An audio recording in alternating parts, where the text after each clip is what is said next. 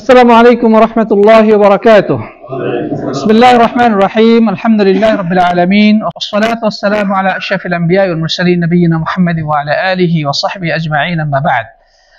প্রাণপ্রিয় উপস্থিতি সম্মানিত সাথী বন্ধুগণ, আজকে ফিকার যে বিষয়টি নিয়ে আমরা আলোচনা করতে চাই সেটি হচ্ছে পেশাব পায়খানার পরে ইস্তেঞ্জা ব্যবহারের আদব এবং এই ব্যাপারে ইসলামী শরীয়তের কিছু বিধিবিধান।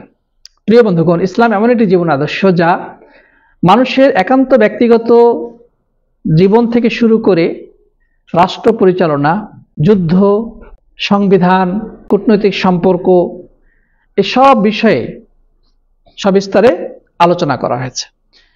তো আল্লাহ নবী সাল্লাল্লাহু আলাইহি ওয়াসাল্লাম আমাদেরকে টয়লেট সারার পরে কিভাবে পরিষ্কার পরিচ্ছন্নতা হতে হয় সেটাও শিক্ষা প্রদান করেছেন। এই জন্য ইহুদিরা তারা বলতো যে তোমাদের নবী তোমাদেরকে সবকিছু শিক্ষা দেয়। হ্যাঁ, তখন সালমান ফারিসি রাদিয়াল্লাহু তাআলা বলেছিলেন যে আল্লাহ নবী আমাদেরকে সবকিছু শিক্ষা দেন, হাত্তাল খিরাআহ, এমনকি পেশাব পায়খানার পরে কিভাবে ইস্তেঞ্জা করতে হয় সেটাও তিনি আমাদেরকে শিক্ষা দিয়েছেন। সুবহানাল্লাহ।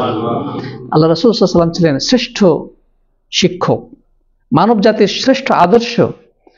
তো এই জন্য প্রিয় বন্ধুগণ, দেখেন পেশাব পায়খানা একটা মানুষের দৈনন্দিন জীবনের নিত্য প্রয়োজনীয় একটা জিনিস। এই ক্ষেত্রে মানুষ কিভাবে পেশাব পায়খানা করবে এবং পেশাব পায়খানা পরে কিভাবে পরিচ্ছন্নতা অর্জন করবে, ইসলাম এই বিষয়ে সুস্পষ্ট দিক নির্দেশনা প্রদান করেছে। তো একজন মুসলিম হিসেবে আমাদের এই সকল বিধিবিধান, এই সকল নিয়ম কানুন জানা এবং মেনে চলা খুবই গুরুত্বপূর্ণ। প্রিয় বন্ধুগণ, প্রথমত আমরা যে জিনিসটা বলবো যে পেশাব পায়খানা করার ব্যাপারে লজ্জাবোধ থাকাটা খুবই গুরুত্বপূর্ণ। আল্লাহ নবী সাল্লাল্লাহু আলাইহি ওয়াসাল্লাম যখন পেশাব পায়খানার প্রয়োজনে বাড়ি থেকে যেতেন তখন অনেক দূরে চলে যেতেন। তখনকার যুগে আধুনিক যুগের মতো এত উন্নত বা বাড়ির সাথে সংযুক্ত বাথরুমের ব্যবস্থা ছিল না, টয়লেটের ব্যবস্থা ছিল না। এই জন্যে তারা মরুভূমিতে, ঘর বাড়ি নাই, অনেক দূরে যেয়ে তারা পেশাব পায়খানা সেরে আসতেন। তো হাদিসে আসছে যে আল্লাহ নবী সাল্লাল্লাহু আলাইহি ওয়াসাল্লাম যখন পেশাব পায়খানা সারার প্রয়োজনে বের হতেন তখন অনেক দূরে চলে যেতেন। তার মানে কি, লোকচক্ষুর অন্তরালে, যেখানে কোনো মানুষ তাকে দেখতে পাবে না, এমন জায়গায় তিনি গিয়ে তার প্রয়োজন পূরণ করতেন। তবে টয়লেটে প্রবেশের ক্ষেত্রে ইসলামে কিছু বিধিবিধান রয়েছে, সেগুলো আল্লাহ নবী সাল্লাল্লাহু আলাইহি ওয়াসাল্লাম আমাদেরকে শিক্ষা দিয়েছেন। সর্বপ্রথম যে বিধানটা আমাদেরকে জানতে হবে সেটি হচ্ছে দোয়া পাঠ করা। প্রিয় নবী সাল্লাল্লাহু আলাইহি ওয়াসাল্লাম যে দোয়াটি শিক্ষা দিয়েছে সে দোয়াটি কি, কে বলতে পারবেন? গুড, এটা হচ্ছে পূর্ণাঙ্গ। বিসমিল্লাহ আল্লাহুম্মা ইন্নী আউযু বিকা মিনাল খুবুসি ওয়াল খাবায়েস। আগে বিসমিল্লাহ পড়তে হবে। বিসমিল্লাহ আল্লাহুম্মা ইন্নী আউযু বিকা মিনাল খুবুসি ওয়াল খাবায়েস, এবং বের হওয়ার সময় গুফরানাক।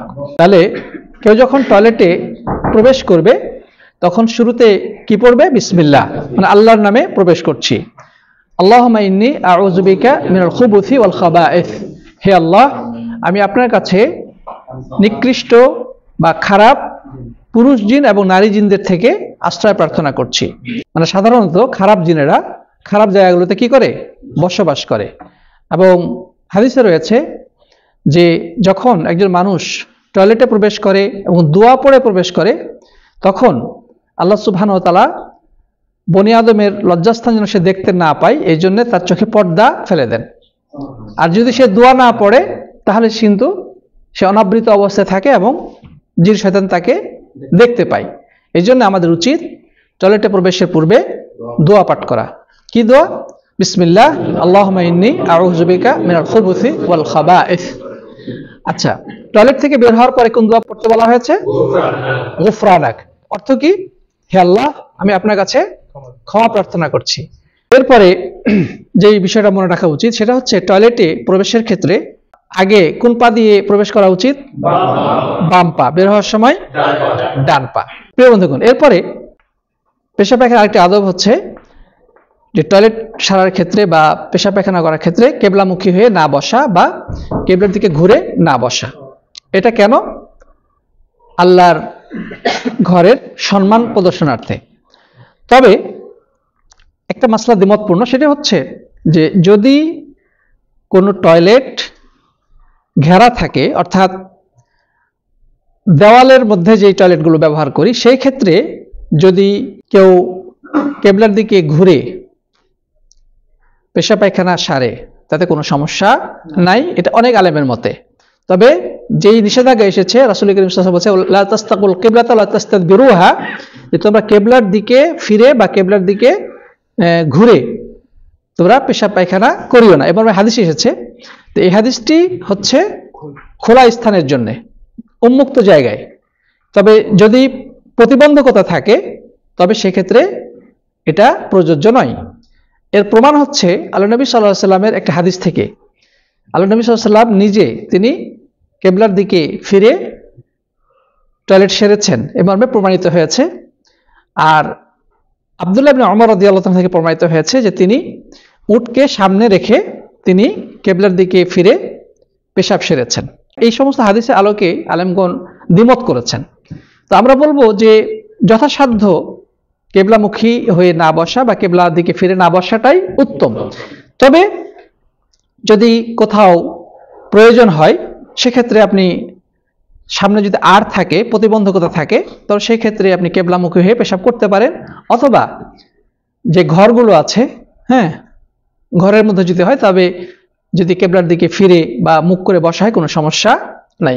এটা আমাদের জানা এই জন্য দরকার যে কোনো কোনো জায়গায় আপনি যাবেন, সেখানে গিয়ে দেখবেন যে পেশাব পায়খানাগুলো কিন্তু কিবলার দিকে ঘোরানো, তখন আপনি বিপদে পড়ে যাবেন। তো এই ক্ষেত্রে আপনার যেটা মাসলা জানা দরকার সেটা হচ্ছে মাসলাটা দ্বিমতপূর্ণ। তো কোথাও যদি এরকম পরিস্থিতির শিকার হন তবে নিঃসংকোচ আপনি ব্যবহার করতে পারেন, কোনো সমস্যা নাই। তবে খোলা অবস্থায়, খোলা জায়গায় এই ব্যাপারে সমস্ত আলেমগণ একমত যে কিবলার দিকে মুখ করে বা কিবলার দিকে পিছন ঘুরিয়ে পেশাব পায়খানা করা অনুচিত। সাথী বন্ধুগণ, পেশাব পায়খানা আরেকটি আদব হচ্ছে ছায়াদার বৃক্ষ অথবা ফলদার বৃক্ষের নিচে পেশাব পায়খানা না করা। এবং আরেকটা হচ্ছে যেই রাস্তা দিয়ে মানুষ চলাচল করে সেই রাস্তায় পেশাব পায়খানা থেকে বিরত থাকা। কারণ রাসূল করিম সাল্লাল্লাহু আলাইহি ওয়াসাল্লাম হাদিসের মধ্যে বলেছে ইত্তাকুল্লাহ আইনাইন, যে তোমরা দুইটি লানতের জায়গা থেকে দূরে থাকবে। লানত মানে মানুষ গালাগালি করে অভিসম্পাত দিবে। মানুষ যে রাস্তায় চলাফেরা করে ওই রাস্তায় যদি কেউ পেশাব পায়খানা করে তাহলে যে মানুষ যাবে এখান দিয়ে সে কষ্ট পাবে, আর স্বাভাবিকভাবেই মানুষ কষ্ট পেলে এক্ষেত্রে বকাঝকা করবে, গালাগালি করবে, লানত দিবে। অনুরূপভাবে যেই গাছের নিচে মানুষ বিশ্রাম নেয়, ছায়াদার বৃক্ষ, অথবা যেই গাছের নিচে ফল পড়ে, উপরে ফল আছে নিচে ফল পড়ে, মানুষ ফল কুড়িয়ে খায়, ওই গাছের নিচে পেশাব পায়খানা করলে মানুষ এটা খুবই অপছন্দ করে। কারণ গাছ থেকে ফল পড়লে তো ওই পেশাব পায়খানা হয়ে পড়ে যাবে, নাপাক হয়ে যাবে। এই জন্যে এই জায়গাগুলো থেকে বিরত থাকা উচিত। অনুরূপভাবে মসজিদের ভিতরে পেশাব পায়খানা করা কিনা, মসজিদের ভিতরে পেশাব পায়খানা করা জায়েজ নেই। হ্যাঁ, আমরা গত ক্লাসে এটা আলোচনা করেছি যে বদ্ধ পানিতে পেশাব পায়খানা করা যাবে না, এটা আমরা এর আগে আলোচনা করেছি। তো যাই হোক, এই বিষয়গুলো আমাদের খেয়াল রাখতে হবে। আচ্ছা, এবার আমরা আসি ইস্তেঞ্জার বিষয়ে। ইস্তিনজা শব্দের অর্থ হচ্ছে পেশাব পায়খানা করার পরে পানি দ্বারা পরিষ্কার পরিচ্ছন্নতা অর্জন করা, এটাকে বলা হয় ইস্তিনজা। আর হচ্ছে ইস্তিজমার। ইস্তিজমার মানে হচ্ছে পানি ছাড়া অন্য কোনো কিছুর মাধ্যমে পরিষ্কার পরিচ্ছন্নতা অর্জন করা। তো একটা মানুষ পেশাব পায়খানা করার পরে পরিষ্কার পরিচ্ছন্নতা অর্জন করবে। এখন ইসলাম এই ব্যাপারে আমাদের কি দিক নির্দেশনা দিয়েছে? প্রিয় বন্ধুগণ, প্রথমত পানির থেকে উত্তম কিছু নাই। পানি দ্বারা মানুষ পরিষ্কার পরিচ্ছন্নতা অর্জন করবে, এর থেকে উত্তম কোনো কিছু নাই। তবে অনেক সময় এমন কিছু পরিস্থিতির মধ্যে পড়তে হয় যেখানে পানি পাওয়া যায় না অথবা পর্যাপ্ত পরিমাণে নাই, হয়তো সামান্য কিছু আছে। যদি এই পানি দ্বারা ইস্তেঞ্জা করা হয় তাহলে পানির সংকট পড়বে, মানুষের পান করতে সমস্যা হতে পারে। তো এরকম পরিস্থিতিতে পানির বিকল্প আল্লাহ সুবহানাহু ওয়া তাআলা আমাদেরকে দিয়েছেন, সেটি হচ্ছে যে ঢেলা, মানে ঢিলা, মাটির ঢেলা, যেটাকে আমরা ঢিলা কুলুপ বলি, শুকনো মাটির ঢিলা অথবা কাপড়ের টুকরা, বর্তমান আধুনিক যুগে টিস্যু ইত্যাদি। এগুলো দ্বারা যদি কেউ ভালোভাবে পরিষ্কার পরিচ্ছন্নতা অর্জন করে তাহলে সেটা যথেষ্ট হবে। তবে ইসলামে কিছু বিষয়ে নিষেধাজ্ঞা আরোপ করা হয়েছে, এগুলো দ্বারা ইস্তেঞ্জা করা যাবে না। এগুলো হচ্ছে আদবের পরিপন্থী অথবা কিছু আছে ইসলামে সরাসরি নিষিদ্ধ। তার মধ্যে যে জিনিসগুলো দ্বারা পরিষ্কার পরিচ্ছন্ন অর্জন করা যাবে না, ইসলামে যে নিষেধ করা হয়েছে সেগুলোর মধ্যে অন্যতম হচ্ছে কি, যেমন হাড্ডি বা শুকনা গোবর। হাড্ডি দ্বারা পরিচ্ছন্ন অর্জন করা যাবে না পেশাব পায়খানার পরে। কেন? জিনের খাবার। হাদিসে আসছে, আল্লাহ নবী সাল্লাল্লাহু আলাইহি ওয়াসাল্লাম বলেছেন যে মানুষ যখন কোনো হাড্ডি বিশিষ্ট গোস্ত খায়, গোস্তটা খেয়ে যে হাড্ডিটা ফেলে দেওয়া হয়, সেই হাড্ডিতে আল্লাহর হুকুমে আবার সেই হাড্ডিটা আবার মাংস দ্বারা পূর্ণ হয়ে যায়, তখন ওই মাংসটা জিনেরা খায়। সুবহানাল্লাহ। আর গোবরের ব্যাপারে বলা হয়েছে যে গরু, ছাগল, উট, দুম্বা এগুলোর যে গোবর, এগুলো জিনদের, প্রাণীদের খাবার। এই জন্য এগুলো দ্বারা পেশাব পায়খানা পরে পরিচ্ছন্নতা অর্জন করা জায়েজ হবে না। আরেকটা জিনিস কি, খাদ্যদ্রব্য ব্যবহার করা উচিত নয়। এরপরে আরেকটা কি, সম্মানযোগ্য যে কোনো জিনিস, যেমন এমন কাগজ যেখানে আল্লাহর নাম লেখা আছে, রাসূলের নাম লেখা আছে, অথবা কোরআনে আয়াত লেখা আছে, হাদিস লেখা আছে, দোয়া লেখা আছে, এই জাতীয় কাগজ টিস্যু হিসেবে ব্যবহার করা কি নাই, জায়েজ নেই।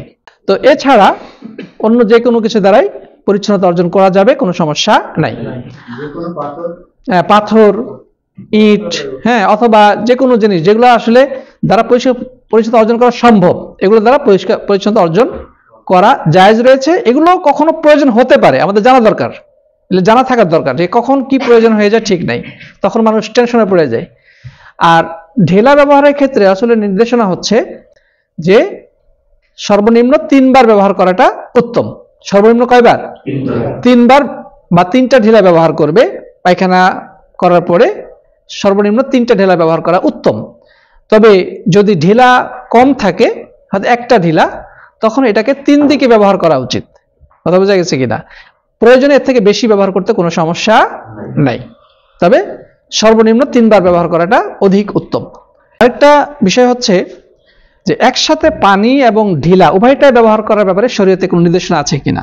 অর্থাৎ একটা মানুষ পেশাব করলো, পায়খানা করলো, এক্ষেত্রে আগে তাকে অবশ্যই ঢিলা ব্যবহার করতে হবে, এরপরে পানি ব্যবহার করতে হবে, না হলে পরিচ্ছন্নতা অর্জন হবে না, অথবা এটাই হচ্ছে সুন্নত বা এটা হচ্ছে অধিক সওয়াবের বিষয়। এই কথাটা কতটুকু যৌক্তিক বা কতটুকু শরীয়তসম্মত, এটা ভ্রান্ত কথা। পানি ব্যবহার করে আগে ঢিলা অবশ্যই ব্যবহার করতে হবে, এই ধরনের আবশ্যকতা ইসলাম দেয় নাই। এটা হচ্ছে এক শ্রেণীর মানুষের কিছু বাড়াবাড়ি। ইসলামের শরীয়তে এমন কোন নির্দেশনা আসে নাই যে রাসূল করিম সাল্লাল্লাহু আলাইহি ওয়াসাল্লাম কিংবা সাহাবায়ে কেরাম অথবা তার পরবর্তী তাবেঈনগণ কখনো একসাথে ঢিলা এবং পানি ব্যবহার করাকে আবশ্যক বলেছেন, রাসূল সাল্লাল্লাহু আলাইহি ওয়াসাল্লাম কখনো এটা করেছেন। তবে হ্যাঁ, একজন মানুষ যদি মনে করে যে না, আমার উভয়টা ব্যবহার করলে ভালো লাগে, এটা সুন্নত মনে না করে সে অতিরিক্ত পরিচ্ছন্নতা অর্জন করার জন্য কেউ যদি করতে চায়, আমরা নিষেধ করব না, এটা নাজায়েজ কিছু না। হ্যাঁ, একটা মানুষ পানি ব্যবহার করার আগে সে টিস্যু দ্বারা পরিষ্কার হয়ে নিল, এরপরে পানি ব্যবহার করলো, এটা হারাম কিছু না। অথবা কাপড়ের টুকরা দ্বারা পরিষ্কার পরিচ্ছন্নতা অর্জন করলো, এরপরে পানি ব্যবহার করলো, শরীয়তে এটা হারাম বলার কোনো সুযোগ নাই। কিন্তু আপনি যখন এটাকে সুন্নত বলতে যাবেন যে এটাই করতে হবে, অথবা এটা না করলে আপনার পবিত্রতা অর্জিত হবে না, অথবা এই জিনিসটা ইবাদত, তখন এটাকে আমরা বলবো বেদাত। কারণ এই মর্মে কোনো হাদিস আসে নাই, সাহাবায়ে কেরাম কখনো এমনটি করেননি, বা রাসূল করিম সাল্লাল্লাহু আলাইহি ওয়াসাল্লাম থেকে এই ধরনের কোনো নির্দেশনা পাওয়া যায় না। কেউ যদি এটা বাধ্য করতে চায় তাহলে এটা হচ্ছে বাড়াবাড়ি এবং শরীয়তের নামে বেদাত। তারপরে এই যে দেখেন, আমাদের দেশে প্রচলিত যে বিষয়টা আপনারা সবাই কম বেশি জানেন, সেটি হচ্ছে যে পেশাব করার পরে এক শ্রেণীর মানুষ তারা ঢিলা নিয়ে 40 কদম হাঁটাহাঁটি করে, অথবা কাশাকাশি করে, কুতাকুতি করে, উঠে বসে। আসলে না, এগুলা হচ্ছে এক ধরনের নির্লজ্জতা, বাড়াবাড়ি এবং আদব পরিপন্থী কাজ। আল্লাহ রাসূল থেকে এ ধরনের কোনো নির্দেশনা আসে নাই। ইসলাম হচ্ছে শালীন এবং সুন্দর একটি জীবন আদর্শ, এমন নির্লজ্জতা ইসলাম থাকতে পারে না। মানুষের সামনে লজ্জাস্থান ধরে হাঁটাহাঁটি করা, উঠা বসা করা, কাশাকাশি করা, কোথাকুথি করা, এগুলা কোনো আসলে সুস্থ মস্তিষ্ক সম্পন্ন মানুষের জন্য শোভনীয় হতে পারে না। সাধারণত একটা মানুষ যখন পেশাব পায়খানা করে একটু সময় নিয়ে ফ্রেশ হয়ে ভালো করে ধৌত করে নেয়, এটা যথেষ্ট হয়ে যায়। কথা বোঝা গেছে কিনা? তো যাই হোক, সাথী বন্ধুগণ, এই যে একটা হাদিস বলে ফিহি রিজালুন ইউহিব্বুনা আন ইয়াতাতাহহারু, তারা এই আয়াত দ্বারা দলিল পেশ করে যে আহলে কুবাবাসীদের ব্যাপারে নাকি আল্লাহ তাআলা কোরআন আয়াত নাজিল করেছেন যে তারা পানি এবং ঢিলা উভয়টা ব্যবহার করতেন, এই জন্য আল্লাহ তাদের প্রশংসা করেছেন। মূলত এই মর্মে যে বর্ণনাটা আছে, বর্ণনাটা বিশুদ্ধ নয়, সহজগতভাবে দুর্বল। অতএব এই দুর্বল বর্ণনার উপর ভিত্তি করে এটাকে শরীয়তের বিধান হিসেবে প্রয়োগ করার কোনো সুযোগ নাই। এর থেকে আরো জঘন্য কথা হচ্ছে এই যে ঢিলা কুলুপ, কিয়ামত দিনে আল্লাহ ওজন করবে, এগুলো সওয়াব দিবেন ওই পরিমাণ। লা হাওলা ওয়ালা কুওয়াতা ইল্লা বিল্লাহ। অত্যন্ত জঘন্য কথা এগুলা। দাঁড়িয়ে পেশাব করা বা বসে পেশাব করার ব্যাপারটা, আদব হচ্ছে যথাসাধ্য বসে পেশাব করার চেষ্টা করা উচিত। তবে দাঁড়িয়ে পেশাব করা জায়েজ আছে দুইটি শর্ত সাপেক্ষে। এক নম্বর শর্ত হচ্ছে যেন পেশাবের ছিটা শরীরে এসে না লাগে, এমন সতর্কতার সাথে পেশাব করবে যেন পেশাবের ছিটা তার গায়ে এসে কাপড়ে এসে না লাগে। দুই নম্বর শর্ত হচ্ছে তার লজ্জাস্থান যেন অপর মানুষ না দেখে, অর্থাৎ পর্দা সহকারে পেশাব করবে যেন কোনো মানুষের দৃষ্টিতে তার লজ্জাস্থান না যায়। এই দুইটি শর্ত ঠিক থাকলে একজন মানুষ প্রয়োজনে দাঁড়িয়ে পেশাব করতে পারে। এটা হাদিস থেকেই প্রমাণিত হয়েছে। রাসূল করিম সাল্লাল্লাহু আলাইহি ওয়াসাল্লাম থেকেও এটা সাব্যস্ত হয়েছে, তিনি দাঁড়িয়ে পেশাব করেছেন। আতা সুবাতাতা কওমিন ফাবালা কাইমান, আল্লাহ নবী সাল্লাল্লাহু আলাইহি ওয়াসাল্লাম একটা এলাকায় গেলেন এবং ওই এলাকার ময়লা ফেলার যে জায়গা সেখানে গিয়ে দাঁড়িয়ে পেশাব করলেন। বর্তমান যুগে মানুষ এমন পরিস্থিতির শিকার হয় যেখানে আসলে দাঁড়িয়ে পেশাব ছাড়া বিকল্প কোনো কিছু নাই। অনেক আছে যে শরীরে যদি পেশাবের ছিটা লাগেও, কাপড়ে লাগেও, এটা নিয়ে সে কোনো পরোয়া করে না। হ্যাঁ, একেবারে নির্দ্বিধায় সে পেশাব করে, ছিটা মিটা আসলে লাগলো কোনো সময়। আসলে এরা হলো বেনামাজি, অধিকাংশ এরা কি বেনামাজি। এবং হাদিসে আসছে আল্লাহ নবী সাল্লাল্লাহু আলাইহি ওয়াসাল্লাম বলেছেন যে কবরে আযাব হওয়ার অন্যতম যে কারণ সেটি হচ্ছে পেশাবের ছিটা থেকে না বাঁচা। আল্লাহ নবী সাল্লাল্লাহু আলাইহি ওয়াসাল্লাম কোথাও যাচ্ছেন, সাথে তার কিছু সাহাবী আছে। এরপরে তিনি হঠাৎ করে এক কবরের কাছে গিয়ে দাঁড়িয়ে গেলেন। দাঁড়িয়ে যাওয়ার পরে তিনি বললেন যে তোমরা খেজুরের ডাল নিয়ে এসে দাও। তখন সাহাবাগণ খেজুরের ডাল কেটে নিয়ে আসলেন। এরপরে তিনি কবরে খেজুরের কাঁচা ডাল পুঁতে দিলেন এবং বললেন হয়তো আল্লাহ সুবহানাহু ওয়া তাআলা এর মাধ্যমে তাদের কবর আযাবকে কমিয়ে দিবেন। আম্মা আহাদুহুমা ফাকানা লা ইস্তানজিহু মিনাল বাউল ওয়া আম্মা আল আখার ফাকানা ইয়ামশি বিন নামিমা। আল্লাহ নবী সাল্লাল্লাহু আলাইহি ওয়াসাল্লাম সাহাবীদেরকে বললেন যে এই দুইজনের কবরে আযাব হচ্ছে দুইটি কবরে। এদের মধ্যে একজনের পরিস্থিতি ছিল সে পেশাবের ছিটা থেকে বাঁচত না, এই কারণে তাকে কবরে আযাব দেওয়া হচ্ছে। আরেকজনের কবরে আযাব হওয়ার কারণ হচ্ছে সে চুগলখড়ি করত, একজনের কথা আরেকজনকে লাগাতো, ওর কথা একে এর কথা ওকে লাগিয়ে ঝগড়া লাগাই দিত। হ্যাঁ, এটাকে বলা হয় চুগলখড়ি। তো এই লোকের অপরাধ ছিল সে দুনিয়ার জীবনে চুগলখড়িতে লিপ্ত থাকতো, মানুষের মাঝে ঝগড়া লাগিয়ে দিত। তো এই কারণে তাকে কবরে আযাব দেওয়া হচ্ছে। এই জন্য সাথী বন্ধুগণ, পেশাবের ছিটা থেকে অবশ্যই আমাদেরকে বাঁচতে হবে। আর একজন ইমানদার যে নামাজ পড়ে তার তো জানা থাকা আবশ্যক যে নামাজের পূর্ব শর্ত হচ্ছে পাক পবিত্রতা অর্জন। সুতরাং তার কাপড় পবিত্র হতে হবে, শরীর পবিত্র হতে হবে, নাহলে তার নামাজই হবে না। তো যাই হোক প্রিয় বন্ধুগণ, শুধু নামাজের শর্ত তা না, বরং এটি কবরে আযাব হওয়ার অন্যতম একটি কারণ। যদি শরীরে বা কাপড়ে পেশাবের ছিটা লেগে যায় তাহলে কি করব? আর পেশাব পায়খানা করার পরে পানি ব্যবহারের সময় যদি পানির ছিটা এসে শরীরে লাগে তখন আমরা কি করব? এই ক্ষেত্রে যেটা কথা হচ্ছে যে শরীরের মধ্যে বা কাপড়ে যদি পেশাবের ছিটা এসে লাগে তখন যেটা করণীয় সেটা হচ্ছে যদি নির্দিষ্টভাবে জানা যায় যে কোন জায়গাতে পেশাবটা লেগেছে তাহলে ওই জায়গাটা ধুয়ে ফেললেই সেটা পবিত্র হয়ে যাবে, বা শরীরে লাগলে ওই জায়গাটা যদি পরিষ্কার করে ফেলে যথেষ্ট হবে।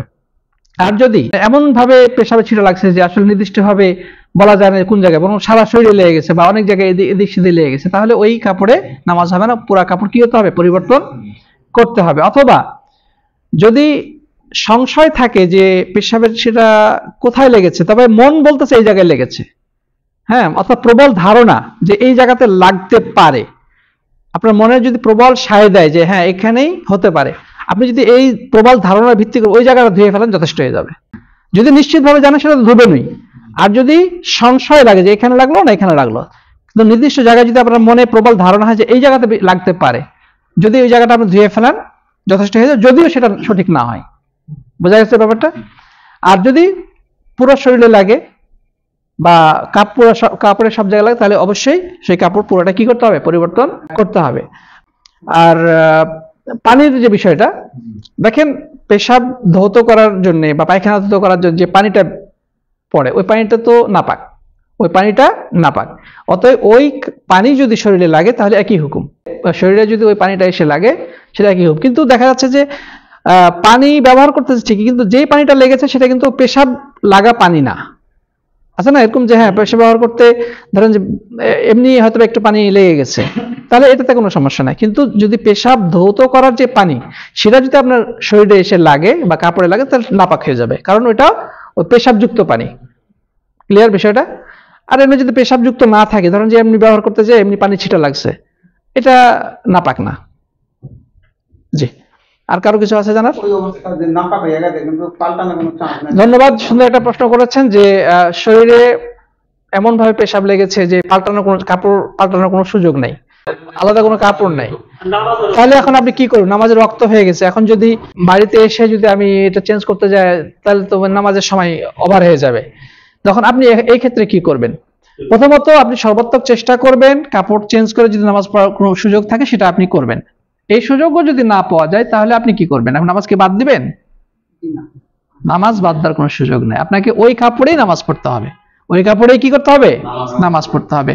কারণ আল্লাহ তাআলা বলেছেন ফাত্তাকুল্লাহ মাস্তাতা'তুম, তোমরা আল্লাহকে অতটুকু ভয় করো যতটুকু তোমার সাধ্যে কুলায়। তো আপনি চেষ্টা করেছেন, অসতর্কতাবশত পেশাব লেগে গিয়েছে, কিন্তু আপনি পবিত্রতা অর্জন করার চেষ্টা করেছেন বা কাপড় চেঞ্জ করার চেষ্টা করেছেন, কিন্তু সেটা সম্ভব হয় না। এখন নামাজ ছাড়া তো কোনো সুযোগ নেই, আপনাকে নামাজ অবশ্যই পড়তে হবে, ওভাবেই পড়তে হবে। এই মাসলাটা আপনাদের জেনে রাখা উচিত যে যেখানে তায়াম্মুম করার অপশন নাই, ওযুর সুযোগ নাই, গোসলের সুযোগ নাই, তায়াম্মুমের কোনো অপশন নেই, হ্যাঁ কাপড়ে ময়লা লেগে গেছে, নাপাক লেগে গেছে, কি করবেন? ওইভাবেই আপনি নামাজ পড়তে হবে, তারপরও নামাজ ছাড়া কি নাই, কোনো সুযোগ নাই। তবে একজন ইমানদার অবশ্যই সতর্ক থাকবে, হ্যাঁ, এবং যদি এই ধরনের আশঙ্কা থাকে এক্সট্রা কাপড় সাথে রাখবে, ঠিক আছে, এক্সট্রা কাপড় সাথে রাখবে।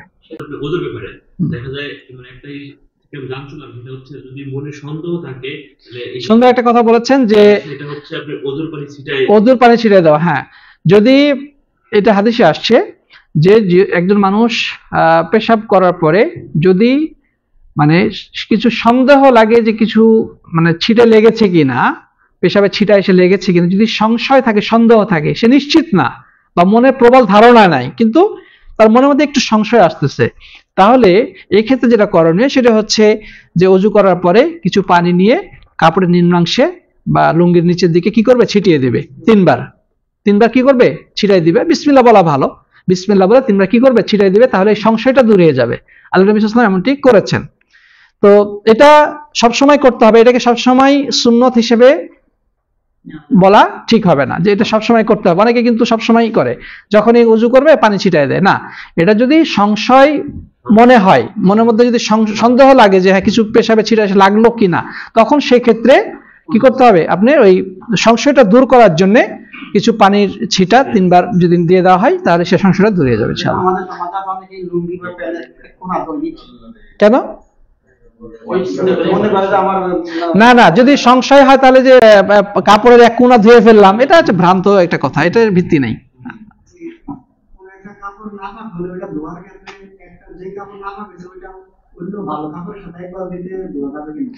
ধন্যবাদ। যে নাপাক কাপড় পাক কাপড়ের সাথে মিশ্রণ করে একসাথে যদি ধৌত করা হয় এটা ঠিক হবে কিনা, এটার ব্যাপারে কথা হচ্ছে যে একসাথে ধুলে কোনো সমস্যা নেই, তবে শর্ত হচ্ছে এমন ভাবে ধৌত করতে হবে যেন কোনো ধরনের নাপাকি অবশিষ্ট না থাকে, অর্থাৎ 2 বার 3 বার 5 বার প্রয়োজনে, হ্যাঁ, যদি ভালোভাবে ধৌত করা হয় যে ধৌত করার পরে হ্যাঁ আর নাপাকি অবশিষ্ট নাই, তাহলে কোনো সমস্যা নাই। জি, আল্লাহু আলাম। জাযাকুমুল্লাহু খাইরান। সুবহানাকাল্লাহু ওয়া বিহামদিকা আশহাদু আল্লা ইলাহা ইল্লা আনতা আস্তাগফিরুকা ওয়া আতুবু ইলাইক।